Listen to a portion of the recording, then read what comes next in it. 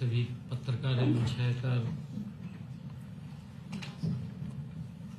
Social media व electronic media के हमारे मित्रों का मैं धन्यवाद करता हूं। सर्दीय नवरात्रे चल रहे हैं। आज माता नवमी और कल विजयदशमी का पर्व है। आप सबको, हरियाणा प्रदेश वासियों को मैं सर्दीय नवरात्रों और विजयदशमी महापर्व की बहुत बहुत बधाई देता हूं, शुभकामनाएं देता हूं। आज मैं ऐसे विषय पर चर्चा करने के लिए आपके बीच में आया हूं जो किसानों, ग्रामीणों और महिलाओं से सीधे जुड़े हैं। मेरे साथ आज हमारे डेवलपमेंट एवं पंचायत मंत्री कृष्णलाल कुमार जी, हमारे cooperation minister doctor Arvind Sharma ji, हमारे सभी अधिकारीगण आज उपस्थित हैं। मित्रों, आप जानते हैं पिछले दिनों हरियाणा में भारी बारिश के कारण कई जिलों में बाढ़ की स्थिति पैदा हुई है। बाढ़ से, भारी वर्षा से फसलों को नुकसान हुआ है, कुछ जान माल का नुकसान भी हुआ है। हम इस अत्यधिक वर्षा और बाढ़ से प्रभावित किसानों व अन्य लोगों के साथ हरियाणा सरकार मजबूती से खड़ी है। आज मैंने ई क्षतिपूर्ति पोर्टल के माध्यम से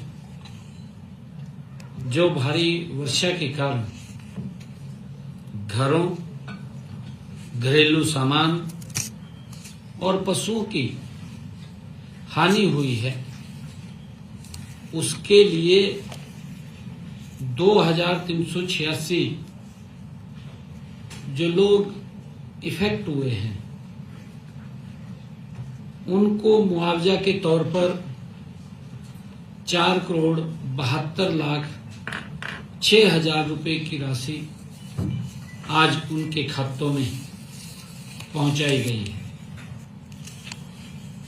इनमें से 2,371 मकानों के नुकसान के लिए 4,67,75,000 रुपए, 13 पशुओं की हानि के लिए 4,21,000 रुपए, 2 घरों में सामान खराब होने पर उनको आर्थिक सहायता में शामिल किया गया है। हमने बाढ़ से हुए नुकसान की भरपाई के लिए गत 15 सितंबर तक ई क्षतिपूर्ति पोर्टल खोला हुआ था। ई क्षतिपूर्ति पोर्टल पर प्रदेश के हमारे 6,397 गांव के 5,37,000 किसानों ने 31 लाख एकड़ का पंजीकरण करवाया है। इस क्षेत्र में सत्यापन का काम जारी है। उसको वेरीफाई करके जिस क्षेत्र में पानी भर गया है वहां खराब फसलों के प्रति हमने प्रति एकड़ 15,000 रुपए तक मुआवजा उनको दिया जाएगा। वेरीफाई करके इसके तुरंत बाद दीपावली से पहले उन तक जो प्रभावित हमारा किसान है उनके खाते में भी फसल खराबे की मुआवजा राशि पहुंचा दी जाएगी।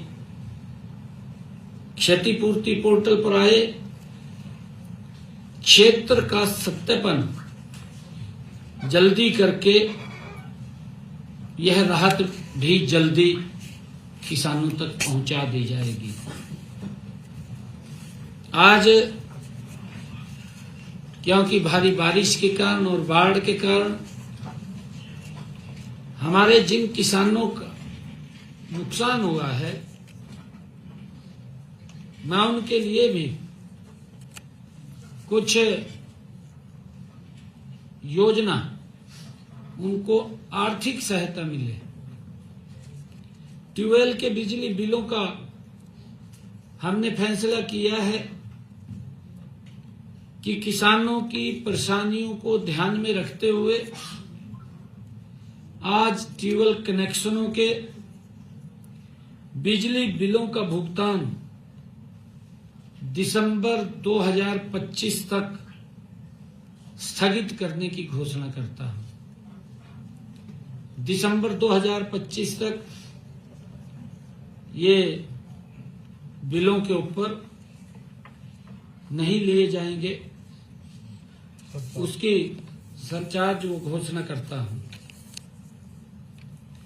जिन बिलों का भुगतान जुलाई 2025 तक किया जाना था,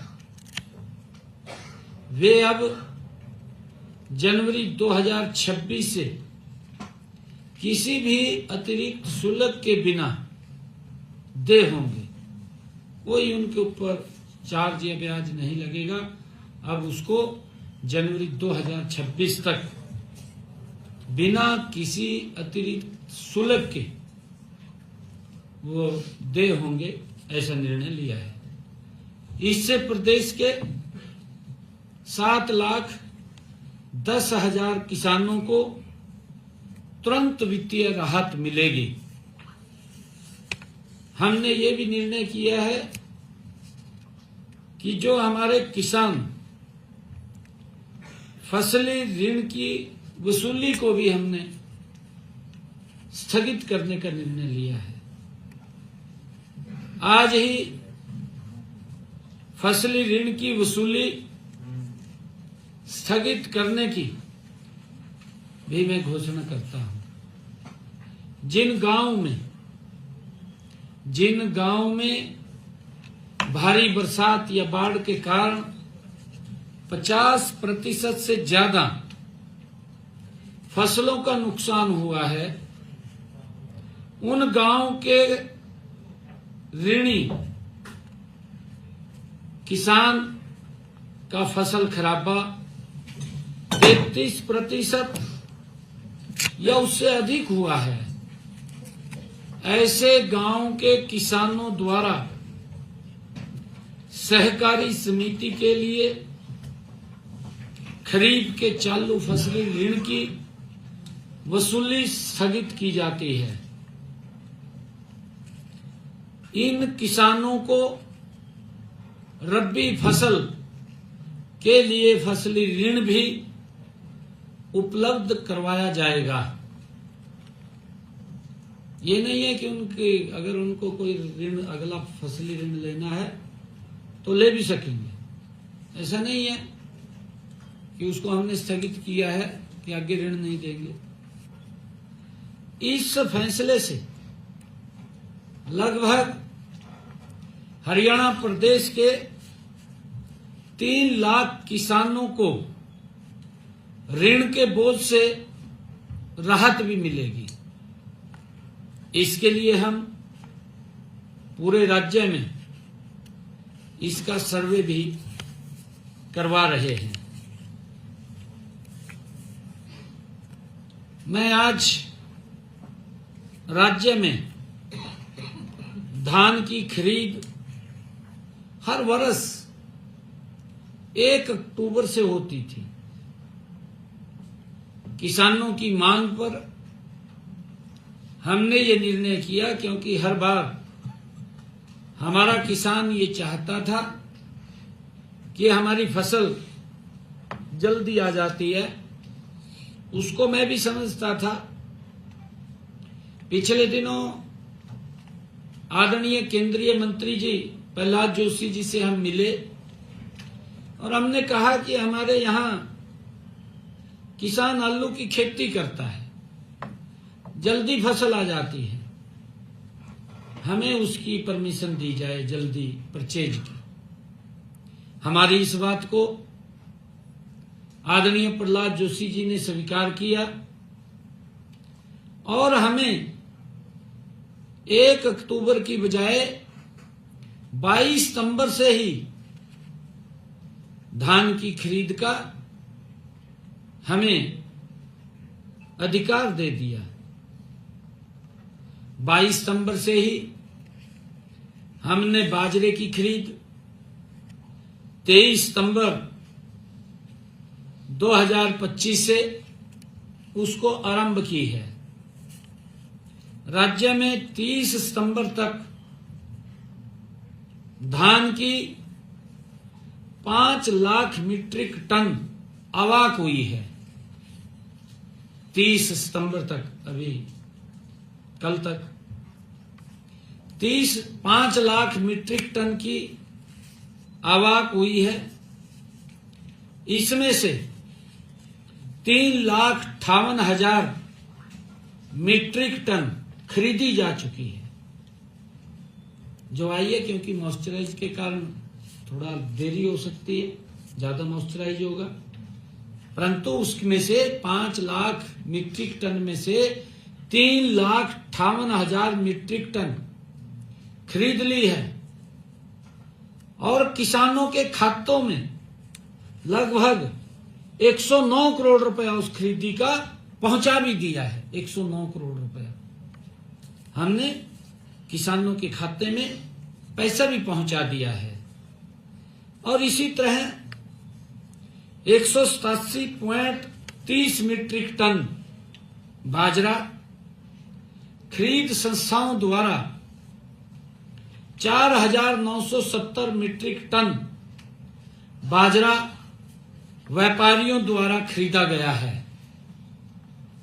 हम किसान को बाजरे के एमएसपी 2,775 रुपए प्रति क्विंटल की अदायगी सुनिश्चित कर रहे हैं, सरकार सुनिश्चित कर रही है। राज्य की खरीद संस्थाओं द्वारा जिस भाव से बाजरा खरीदा जा रहा है उससे शेष भरपाई हरियाणा सरकार कर रही है। मान लिया जो बाजरे का एमएसपी 2,757 रुपए है, मार्केट में वो 2300 रुपए जाता है, तो ऊपर की भरपाई हरियाणा सरकार किसान के खाते में जो ही उसका फार्म कटेगा उसके खाते में हम पहुंचा देंगे। उसकी भरपाई करने का काम हरियाणा सरकार कर रही है। और यदि किसी किसान भाई का बाजरा किसी कारण, क्योंकि भारी बरसात हुई है, खराब होने की वजह से व्यापारियों द्वारा कम मूल्य पर खरीदा जाता है, तो उस स्थिति में भी हम किसानों को उस दिन की निर्धारित भावांतर दर की राशि का भुगतान करेंगे जिस दिन वो खरीदा जाता है। मुझे खुशी है कि आज ही मैंने प्रदेश की पंचायती राज संस्थाओं को राज्य वित्त आयोग की ये दूसरी किस्त 404 करोड़ 79 लाख रुपए की राशि आज विकास कार्यों के लिए पंचायतों के खाते में, पंचायत समितियों के खाते में और जिला परिषद के खाते में यह राशि 5,719 पंचायतों 144 पंचायत समितियों और 3 जिला परिषदों के खाते में पहुंचाई गई है। हमारी सरकार का संकल्प है, आदरणीय नरेंद्र मोदी जी की सरकार का ये संकल्प है कि गांव में विकास की जो गति है निरंतर बनी रहे। आज जो शहर की सुविधाएं हैं वो भी गांव के अंदर आज उपलब्ध हो रही हैं। ये हमारी सरकार का कमिटमेंट है। मैं ये भी बताना चाहूंगा कि हमने पिछले 4 सालों में पंचायती राज संस्थाओं को पिछले 4 सालों में 3,700 करोड़ रुपए की राशि विकास कार्यों के लिए पहुंचाई है। इनमें से 3,300 करोड़ रुपए सीधे गांव के विकास कार्यों पर खर्च हुए हैं।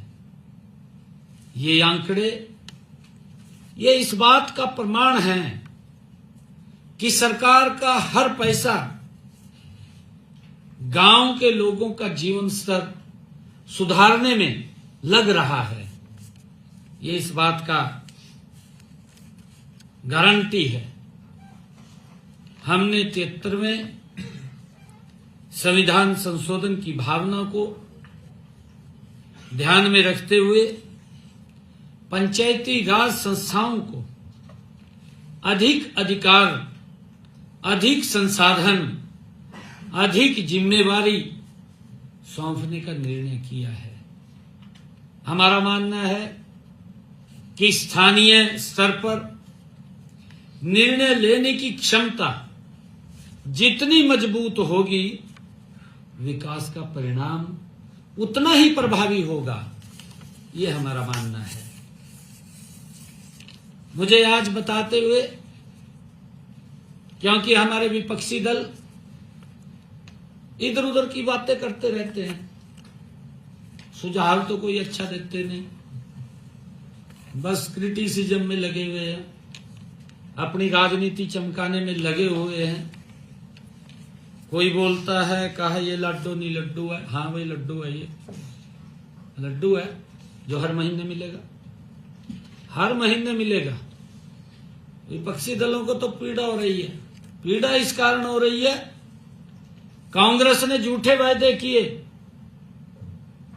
हिमाचल में सरकार, कर्नाटक में सरकार, तेलंगाना में सरकार, कांग्रेस झूठ बोल करके सत्ता में आ गई।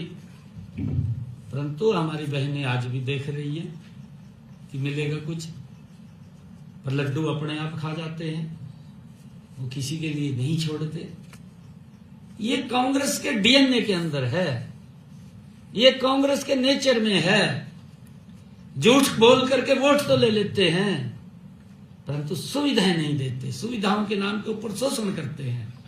और यही हाल पंजाब में किया, पंजाब में भी यही हाल किया। क्योंकि इसलिए किया, वो दोनों के दो इंडी गठबंधन के लोग हैं, एक थाली में बैठ करके भोजन करते हैं, अंदर बाहर लोगों को दिखाते हैं कि मैं इसका विरोधी हूं, मैं इसका विरोधी हूं, पर अंदर एक जगह बैठे हैं। एक जैसी सोच है, एक जैसी नीति है, एक जैसी नीयत है इन गठबंधन के लोगों की। ये कहां देंगे? ये तो वोट लेना जानते हैं, फिर उसमें से लोगों का शोषण करते हैं, तड़पते रहते हैं लोग। हिलकर्णी ने तो बड़ी वीडियो वायरल हो रही है, पंजाब के मुख्यमंत्री की ट्रोल की है लोगों ने, पंजाब के लोगों ने की है बहुत ज्यादा। वोट लेने के समय क्या क्या बोल रहा है, वो सब बातें पंजाब के लोगों के पास पहुंच रही हैं। परंतु एक कहावत मेरे याद आ रही है, कहें तो सुनाई दी है।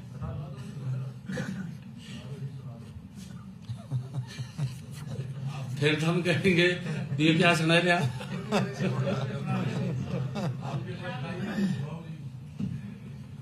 एक व्यक्ति था, वो गया गंगा जी में स्नान किया, गंगा जी से प्रार्थना की कि मेरे को एक शंख दे दे, ऐसा शंख दे कि जो भी मैं कहूं वो आ जाए। उनने तपस्या करी, उनने शंख दे दिया, उनने कह दिया भी एक ही है और नहीं है, बाद में कहे जितना मांगेगा उतना दे देगा। वो लेकर चल दिया। अगले दिन सवेरे सवेर रास्ते में कहीं रुकिया, शंख काट दो का मैं का पड़ोस ने कहा भी मेरे को इतने पैसे चाहिए, उन्हें दे दिए, लियो जी। ज्यादा आगा गया और चोरी हो गया, किसी ने चोरी कर चोरी हो गया तो फिर गंगा पर गया, कहा जी वो तो चोरी हो गया। कहा मैंने कहा था भी और नहीं मिलेगा, एक ही मिलेगा, परंतु एक शंख और दे रहा हूं मैं, जितना मांगेगा ये कहेगा आप एक मांगेंगे, कहेगा 2 लाख रुपए ले, पर लेने देने में कुछ नहीं है। ये उसने उसको शंख दे दिया, ये वो जयकरा कहकरा भी 1 लाख चाहिए, कहा 2 ले, और कहा 2 चाहिए 4 ले, पर लेने देने में तो कुछ भी नहीं। ये हालात पंजाब में कांग्रेस का भी है और आम आदमी का भी है। ये तो इस प्रकार के शंख हैं, कहने ने तो बहुत कुछ कह रहे हैं, पर लेने देने में कुछ नहीं है। ये हालात है।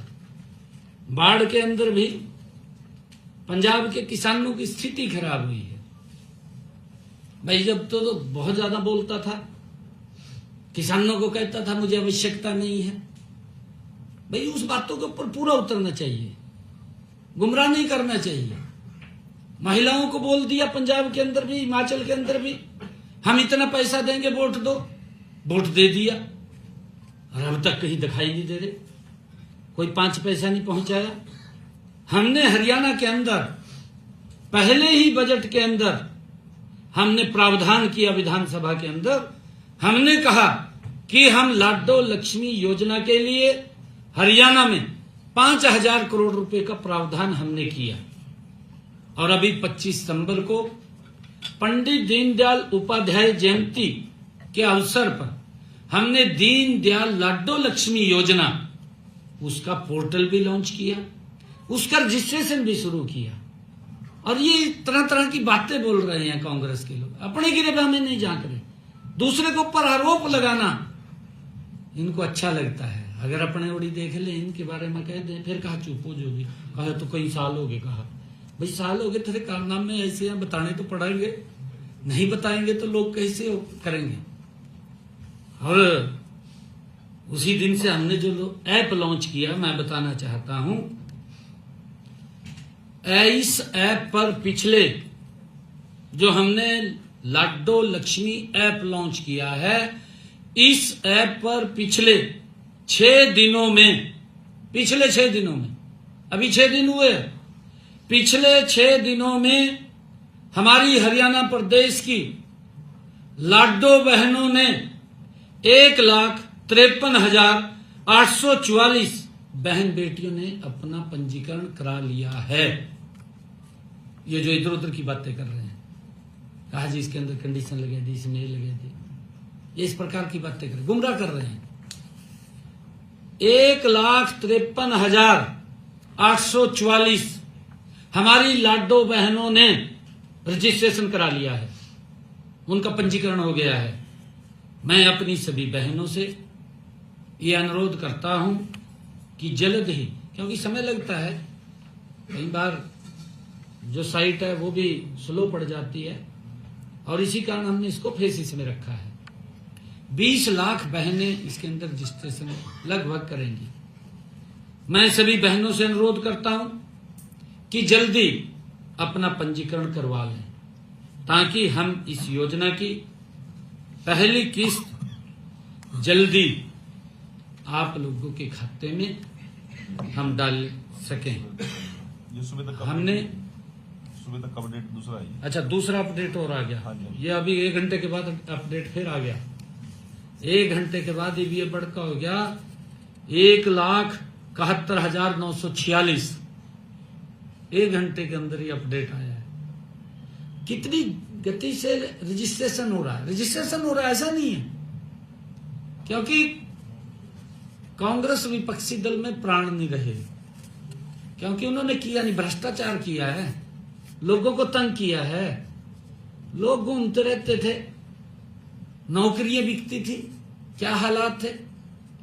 गैस का सिलेंडर लेना होता था, लाइन में लगना पड़ता था।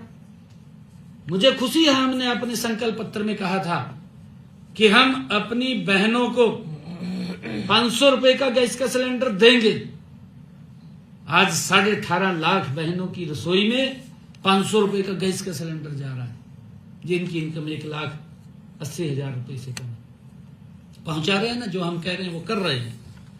और आवेदन प्रक्रिया में मैं ये भी कहना चाहूंगा सभी बहनों से, मैंने उस दिन भी कहा था, आज भी मैं रिपीट कर रहा हूं इस बात को, मैं अपनी सभी लाडो बहनों से ये कहना चाहूंगा कि आवेदन प्रक्रिया में आने वाली कठिनाइयों के समाधान के लिए हमने एक टोल फ्री नंबर जारी किया हुआ है। वो नंबर है, आपके माध्यम से मैं सभी को बता रहा हूं, 1800-2231 और एक हेल्पलाइन नंबर 0172-488-0500। ये हमने टोल फ्री नंबर जारी किए हैं। किसी को कोई, हमारी लाडो बहन को कोई दिक्कत हो, समस्या हो, इसके ऊपर फोन कर सकते हैं। और मैं ये कहना चाहूंगा कि CFC की जो किस्त है वो भी दीपावली तक वो जारी कर दी जाएगी। इन त्योहारों के पर्व पर मैं हरियाणा प्रदेश वासियों को और आप सब पत्रकार एवं छायाकार मित्रों को मैं बहुत बहुत बधाई और शुभकामनाएं देता हूं। चाहे नवरात्रे, हमारे माँ के नवरात्रे, विजयदशमी का पर्व, हमारी दीपावली का पर्व, भैया दूज के पर्व, लगातार भगवान विश्वकर्मा डे, इन सब महापर्वों की आप सबको भी, हरियाणा प्रदेशवासियों को भी, देशवासियों को भी मैं बहुत बहुत बधाई और शुभकामनाएं देता हूं।